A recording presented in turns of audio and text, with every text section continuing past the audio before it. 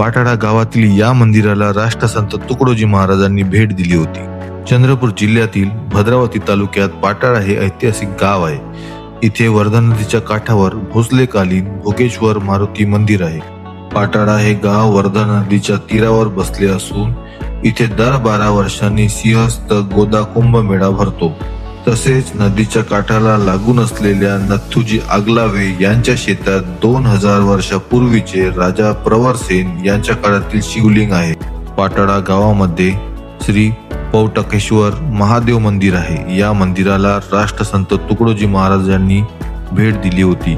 विठाबाई आगलावे या इथे रोज पूजा करतात. 2000 वर्षापूर्वीचा वाकाटक कालीन राजा प्रवरसेन यांनी काही काळ पौटक येथे वास्तव केले. पौटकचा अपभ्रंश होऊन समोर पाटाळा हे गावाचे नाव झाले. वर्धा नदीच्या तीरावर आणखी एक भोसलेकालीन शैलेश्वर महादेव मंदिर आहे. भोसले काळात व्यंकोजी पाटील खिरटकर यांच्याकडे मालगुजारी इजारा होता. त्यांच्या काळात ही मंदिरं बांधल्या गेली.